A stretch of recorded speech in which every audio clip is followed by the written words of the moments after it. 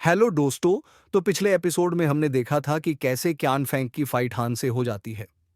जहां स्टार्टिंग में तो क्यान फेंग अपनी पावर की हेल्प से उसे अच्छा मजा चखा रही थी, लेकिन फिर उस लेडी का दिया हुआ स्पिरिचुअल पत्थर यूज करके खुद को ओवर पावर कर लेता है और फिर क्यान फेंग को इतनी बुरी तरीके से घायल करता है कि चैन को गुस्सा आ जाता है और फिर वो अपने गुस्से में उसे अपने ड्रैगन के जरिए निकलवा चुका था। अब इसके बाद तो वो कैनफेन को एक अच्छी हॉलिडे ट्रिप देने वाला था, लेकिन कैनफेन की गलती के चलते उसे अपना सारा हॉलिडे बुक लिखते हुए बिताना पड़ता है। अब इस एपिसोड के स्टार्टिंग में हमें दिखाते हैं कि चैनी अपने इन्फिनाइट गैस का यूज करते हुए उस इंसान का पता लगा रहा था जो स्प्रिचर स्टोन को इन डीमंस को पकड़ाकर इन्हें पर अटैक करने के लिए भेज रही है।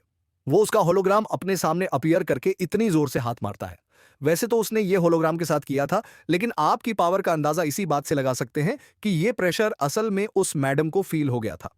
वो इस प्रेशर को संभाल नहीं पाती और यही सोचती है कि आखिर इतना स्ट्रॉन्ग प्रेशर किसने रिलीज किया होगा।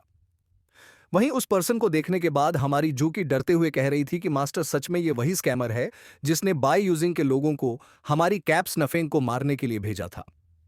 आपका जवाब सुनने के बाद तो वो काफी ज्यादा डरते हुए कह रही थी कि मास्टर क्या हो, अगर ये आपके इन्फिनाइट गज आय की वजह से हमें भी ढूंढ ले। पर चेन उसे समझाता है कि उसका इन्फिनाइट गज आय सिर्फ वही यूज कर सकता है। दूसरा, कोई अगर ट्राई करने की कोशिश करेगा तो वो ब्लॉक हो जाएगा। ये सुनकर तो झुकी काफी ज्यादा खुश हो जाती है कि चलो मेरे मास्टर इतने ज्यादा स्ट्रांग है कि कोई उनकी पावर का मुकाबला ही नहीं कर सकता। आखिर से वो तो एक के सुप्रीम डाइट ही है ना। झुकी अभी भी की कन्फ्यूज्ड थी, इसलिए कहती है कि लेकिन मास्टर आखिर आपको कैसे पता लग कहा कि ये बंदी अपने ऑरा को सतेर्द करके लोगों का यूज कर रही है। ये बताता है कि कुछ नहीं। दोनों में जाने के बाद थोड़ी सी इन्वेस्टिगेशन करके ही पता लग गया कि ये दोनों आपस में कनेक्टेड है। ये सुनकर तो को काफी ज्यादा गुस्सा आ रहा था। वो कहती है कि मास्टर रुको, एक एआई होने के नाते मैं अभी इसकी जन्म कुंडली निकालती हूँ। थोड़ा सा दिमाग पर जोर लगाने के बाद भी उसे कुछ भी नहीं मिल रहा था, तो वो काफी ज्यादा घबराते हुए कहती है कि मास्टर इसके बारे में तो कोई भी इंफॉर्मेशन मुझे ढूंढ के नहीं मिली। उसकी बात पर कहता है कि ज्यादा एफर्ट्स लगाने की कोई जरूरत नहीं, हम थोड़े ही दिनों में खुद ही उससे मिलने चले जाएंगे। ये सुनकर तो को झटका लगता है। वो कहती है कि मास्टर क्या रेडी हो गई है उस बंदी से फाइट करने के लिए। जेनी ने हल्का सा मुस्कुराते हुए कहता है कि मैं रियोलम्स टू रियोलम्स जा रहा था स्पिरिचुअल स्टोन्स को ढूंढने के लिए, लेकिन मुझे नहीं पता था कि यह सफर धीरे धीरे इतना ज्यादा इंटरेस्टिंग हो जाएगा। यहां हमारे जेनी ने अपने इन्फिनाइट गैस को वहां से हटा दिया था। उसके हटते ही ये बंदी भी रिलीज हो जाती है जो अब तक इतने हैवी पावरफुल प्रेशर में बैठी हुई थी। इस प्रेशर की वजह से उसके तो पसीने छूटने लगते हैं। वो सोच रही थी कि आखिर ये कौन है, क्या ये क्यान फैन का मास्टर है। इसका हो रहा है इतना ज्यादा पावरफुल था कि वो चाहता तो मुझे यही बैठे बैठे मार देता, तो ये प्रेशर क्या सिर्फ मुझे धमकी देने के लिए यूज की गई थी। अगर ये बात है तो वो इंसान मुझे चुटकियों में मार सकता है। अब मैं ज्यादा देर नहीं कर सकती, मुझे ज्ञान फेंको, जल्द से जल्द मारना होगा। ये बोलते हुए वो अपना गुस्सा अपना ऑरा रिलीज करके जाहिर करती है और अब वो अपनी बावर को भी अपने पास मौजूद स्पिरिचुअल पत्थर का यूज करके बढ़ाने वाली थी। अब नेक्स्ट सीन में हमें चेनी और कैनफेंग को जुआन युआन इंपेरियल पैलेस की तरफ जाते हुए दिखाया जाता है। जुआन युआन और कोई नहीं बल्कि इंपेरियल पैलेस की एक प्रिंसेस है जिससे उसके फादर रिसीव करने आते हैं। अपने फादर को देखने के बाद वो काफी ज्यादा खुश हो गई थी, पर वो बहुत ज्यादा बीमार नजर आ रहे थे। यहाँ उनकी केयर टेकर हमारी कैनफेंग से कहती है कि आपकी याद में आपके फादर बहुत ज्यादा वीक पड़ गए हैं। धीरे धीरे उनकी कंडीशन पहले से भी ज्यादा खराब होती जा रही है। ये कहते हुए वो इमोशनल होने लग जाती है। दूसरी तरफ हमें को दिखाते हैं जो अपने फादर की ऐसी हालत पर अफसोस कर रही थी। उसे लग रहा था कि ये सारी उसी की गलती है। वो पहले तो झुकते हुए अपने फादर से माफी मांगती है कि वो उनका ख्याल रखने की के लिए यहां पर मौजूद नहीं है, और दूसरा वो उस लेडीशिप को थैंक यू बोलती है, ये कहते हुए कि आपने मेरे फादर का मेरी गैर मौजूदगी में बहुत अच्छा ध्यान रखा। वो लेडी ये सुनने के बाद अपने आंसू संभाल नहीं पा रही थी, और यहाँ ये नज़ारा देखने के बाद सूखी कहती है कि मास्टर कितना ज्यादा इमोशनल सीन है ना, बिल्कुल हार्ट टचिंग मोमेंट। इसके बाद तो क्या, काफी ज्यादा खुश होते हुए ये कहती है कि फादर क्या आप जानते हैं मैं आपसे मिलाने किसको लेकर आई हूं, और फिर वो चने के पास जाकर कहती है कि ये रहे मेरे मास्टर जो कि बहुत ज्यादा पावरफुल है। न केवल इन्होंने मेरी 1000 बार जान बचाई है, बल्कि इन्होंने मुझे पावरफुल करके काफी सारी वैल्यूएबल स्किल्स भी सिखाई है। अगर आप पूरे कॉन्टिनेंट में भी ढूंढेंगे ना, तभी मेरे मास्टर जैसे मास्टर नहीं मिलेंगे। अपनी बेटी के मुंह से उसके मास्टर की इतनी तारीफ सुनने के बाद उसके फादर उसे ग्रेट करते हुए कहते हैं, मेरी बेटी का इतना ध्यान रखने के लिए आपका बहुत बहुत शुक्रिया मास्टर। अगर आप नहीं होते तो मैं नहीं जानता कि मेरी बेटी ह्यूमन मोनर्च कैसे बन पाती। उसे ह्यूमन एम्परर बनने के लिए गाइड करने के लिए आपका बहुत बहुत शुक्रिया। पूरा का पूरा एम्पायर आपका आभारी है। वो लेडी भी हमारे रिस्पेक्ट शो कर रही थी। ये देखने के बाद चेन्नई कहता है कि वो मेरी स्टूडेंट है और ये मेरी ड्यूटी है, इसलिए आप लोगों को इस तरीके की फॉर्मेलिटी करने की कोई जरूरत नहीं। ज्ञान फैंक काफी दिनों के बाद अपने घर लौटी थी, इसलिए उसके फादर कहते हैं कि क्या आप लोग कुछ दिन यहाँ रुक सकते हैं ताकि हम लोग आप लोगों की मेहमान नवाजी कर सके। यहाँ जानिए भी जानता था कि ज्ञान फैंक अपने फादर से मिलने के लिए काफी ज्यादा एक्साइटेड थी, इसलिए कुछ दिन तो वो अपनी फैमिली के साथ स्पेंड कर ही सकती है। ज्ञान फैंक के पूछने पर वो इस ऑफर को एक्सेप्ट कर लेता है, जिसके ऐसा करने से वो काफी ज्यादा खुश हो चुकी थी। वो किसी छोटे बच्चे की तरह खुश होते हुए कहती है कि मास्टर आप बहुत अच्छे हैं। अब उन दोनों को अलग अलग रूम दे दिया जाता है जहां हमारा चने कैंथरीन से मिलने आया था। वो अपने रूम से बाहर आते हुए एक कन्फ्यूज होकर कहती है कि मास्टर क्या आपको किसी चीज की जरूरत है, तो आप मुझे बता सकते हैं। वैसे वो ऐसा कहते हैं हुए शर्मा रही थी।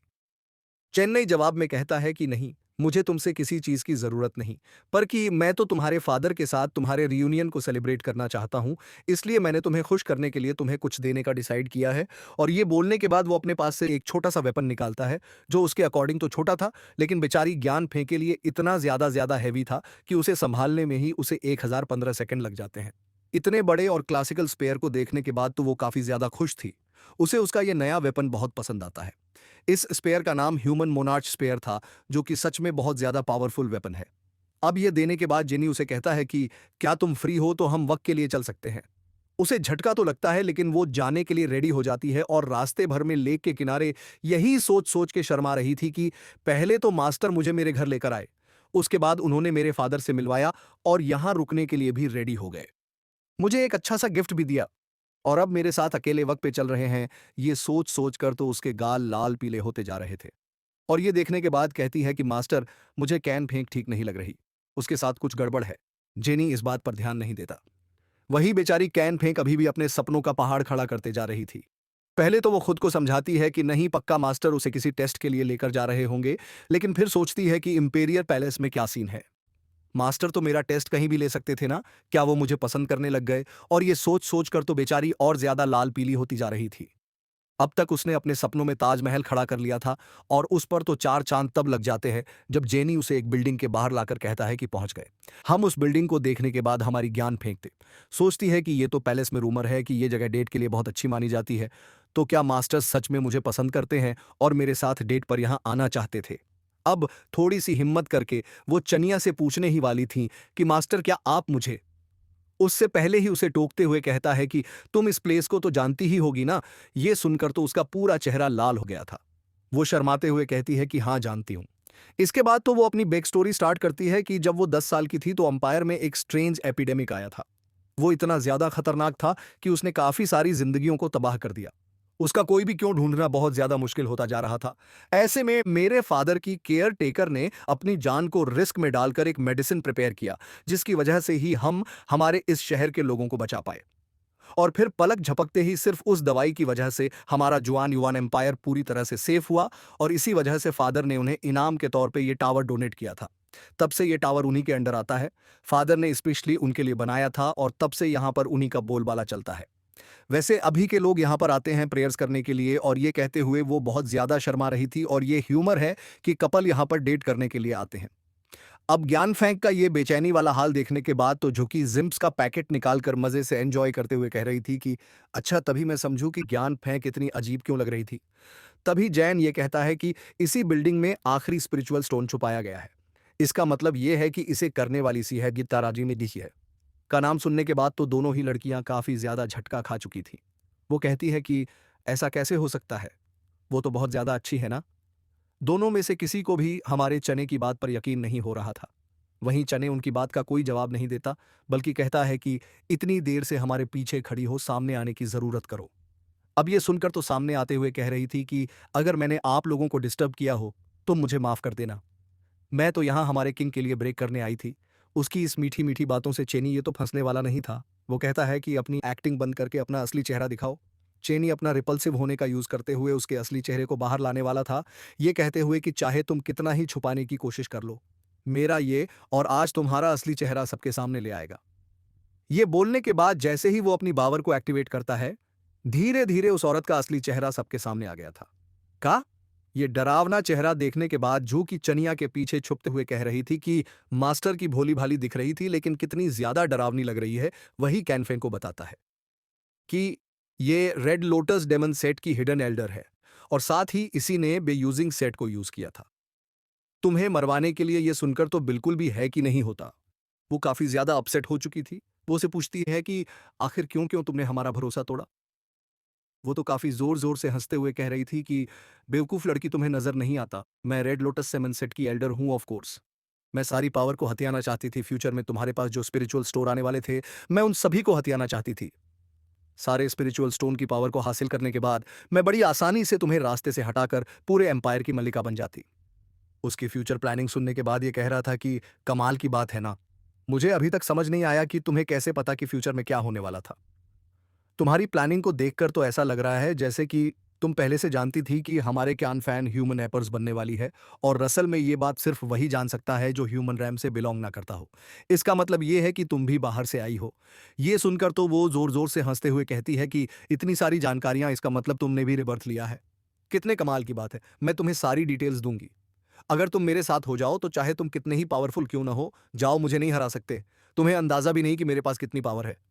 फिर अगर तुमने मेरा साथ दिया तो हम दोनों मिलकर इस एंटायर एम्पायर पर राज करेंगे, लेकिन अगर तुम मेरे खिलाफ जानने की कोशिश करोगे तो याद रखना, मैं अपनी पूरी जान लगा दूंगी तुम्हें जान से मारने के लिए। वो जानिए को कुछ भी नहीं बताती कि आखिर उसे ये सारी चीजें कैसे पता लगी, लेकिन उसकी बातों से लगता है कि रेबर्थ होने की वजह से उसे फ्यूचर पहले से ही पता था। यहां चने उसकी बातें सुनने के बाद कहता है कि मेरे साथ कोऑपरेट करना है। तुम्हें लगता है कि तुम इस लायक भी हो। जू के भी चिढ़ते हुए कह रही थी कि ये खुद को समझती क्या है। इसे पता भी है कि मास्टर के साथ खड़े रहने के लिए भी तुम्हें मैं कितना ज्यादा पावरफुल होना पड़ता है, और तुम तो एक छोटे से कीड़े के अलावा और कुछ भी नहीं। इसलिए ये टीम अप करने के लिए किसी और को ढूंढो। मेरे मास्टर का ख्याल भी दिमाग से निकाल दो। जाने ये ज्यादा बकवास नहीं करता, बल्कि अपनी मैरिड राम की पावर को यूज करने लगता है, जिससे उसकी एनर्जी हेवन तक जाती है, और फिर एक बड़ा सा डिवाइन स्पिरिचुअल हैंड नीचे आ रहा था। ये देखकर तो जीहे बहुत ज्यादा चौंक जाती है। उसे समझ नहीं आता कि ये बंदा कितना पावरफुल है। वैसे यहाँ जेएनए ने उसे स्पिरिचुअल हैंड का यूज करते हुए आसपास एक बैरियर क्रिएट कर दिया था, ताकि ये अटैक्स का ऑरा बाहर ना जाए और किसी को कोई नुकसान ना हो। और फिर वो खुद वहां से गायब होकर स्काई में जाकर कहता है, क्यानफिंग, ये मैटर तुम्हारा है। तुम्हें अपने पर्सनल ग्रेजुएट सारे दूर करने होंगे, इसलिए इसे जो भी हिसाब करने हैं वो तुम खुद करोगी, मैं बीच में नहीं आऊंगा। यहाँ ये सुनने के बाद भी अपनी पावर रिलीज करने लगती है, ये कहते हुए कि तुम्हें क्या लगा मुझे हराना आसान है। वहीं भी धोखा खाने के बाद काफी ज्यादा नाराज हो चुकी थी। वो भी अपने एक्सट्रीम एनर्जी को रिलीज करते हुए कहती है कि मास्टर, आप बेफिक्र है, मैं अपने सारे हिसाब चुकता कर लूंगी। इसी के साथ हमारा ये वाला एपिसोड हो जाता है खत्म। वही नेक्स्ट एपिसोड में हम देखने वाले हैं कि जी ए कैसे कैन फेंग को अपने स्क्रॉल वर्ल्ड में ट्रैप कर लेती है, जहां उसके फादर उसे मिसिंग देखने के बाद बहुत ज्यादा परेशान होते जा रहे थे। पर कैन फेंग हार नहीं मानती, और वो एक्सट्रीम पावरफुल पर्सन के साथ फाइट स्टार्ट रखती है। अब आगे आने वाले एपिसोड में हम इन दोनों की जबरदस्त फाइट देखेंगे। तो क्या आप इस फाइट के लिए एक्साइटेड है? कमेंट करके जरूर बताना। वैसे आप कमेंट में एक और चीज बता सकते हैं कि आपको वीडियो मॉर्निंग में देखना पसंद है या इवनिंग में।